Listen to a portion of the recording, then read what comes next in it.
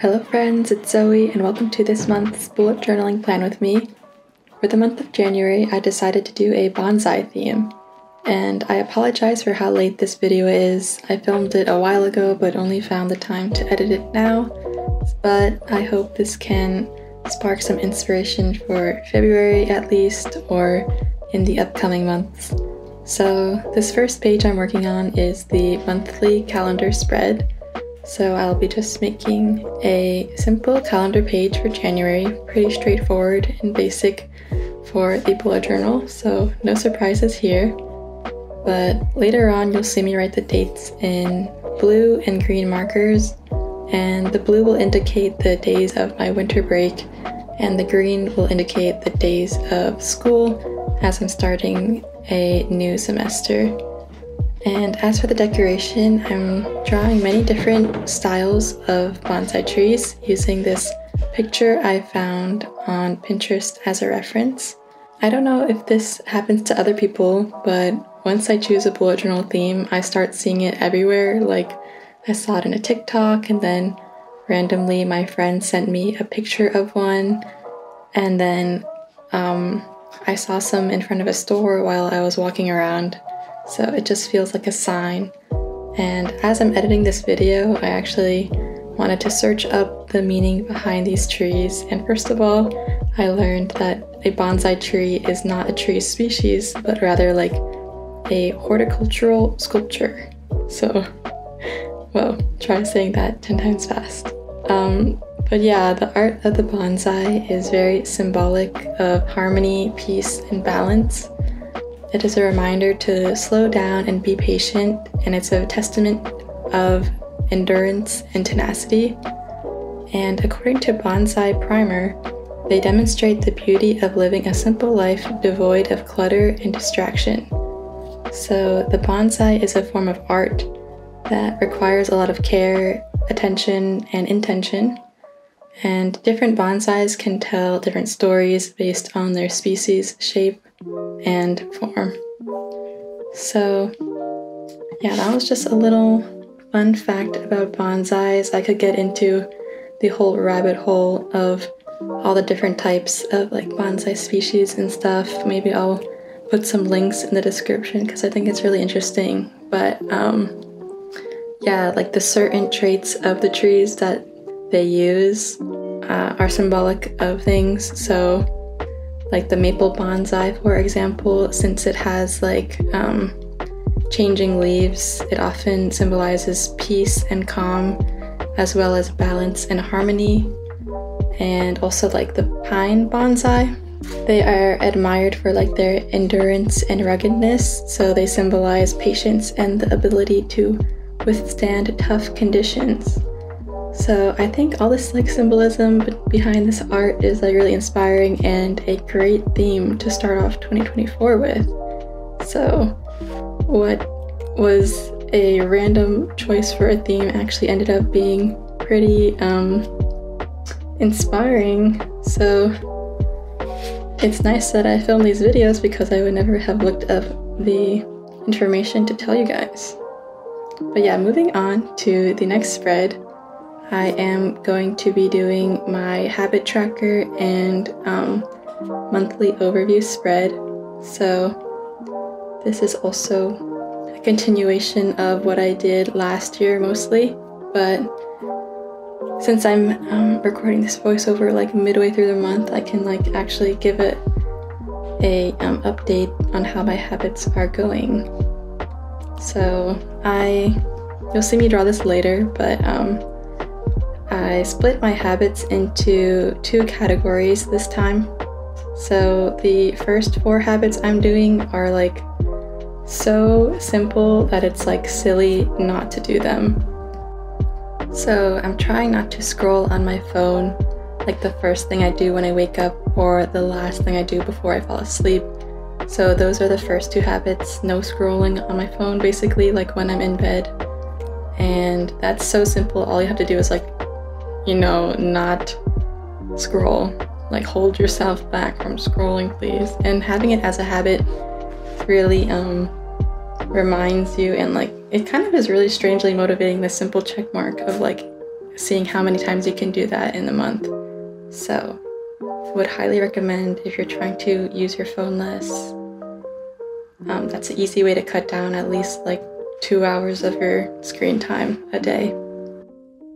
The next two habits of like my so simple ones are a singular push-up and a 10-second plank. And the purpose of these habits are not to like, you know, do the most push-ups or have the longest plank. Like, the point of the habit is to tell yourself that you're going to do something every day and follow through with it. So it's not about the number of push-ups, but it's about like just telling yourself you're going to do something every day. So oftentimes when I do like the one push-up, since I'm already down there, I'll like do a couple more, you know? So that's like the point of that habit. And then from there, once you like get in the habit of doing that thing every day, then you can start working on like how many of those, or you know, the what's the word, like the strength of those habits kind of. But first you have to establish the habit.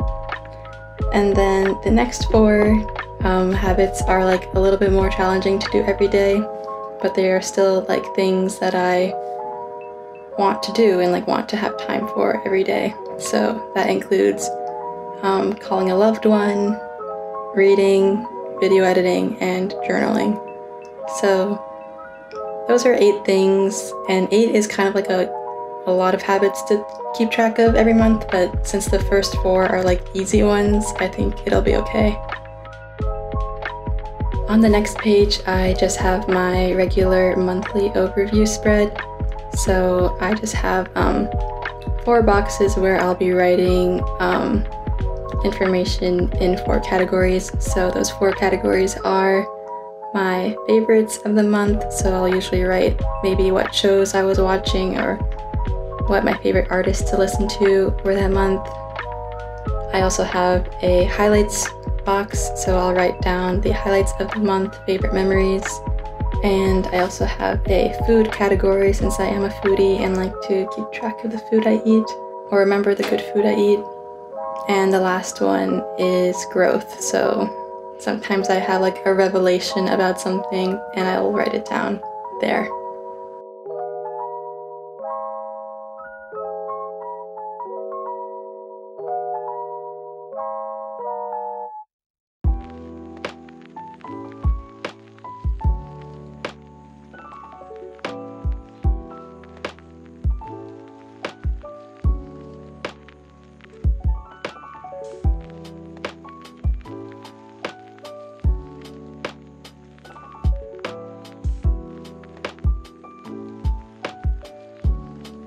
The next pages are my weekly spreads.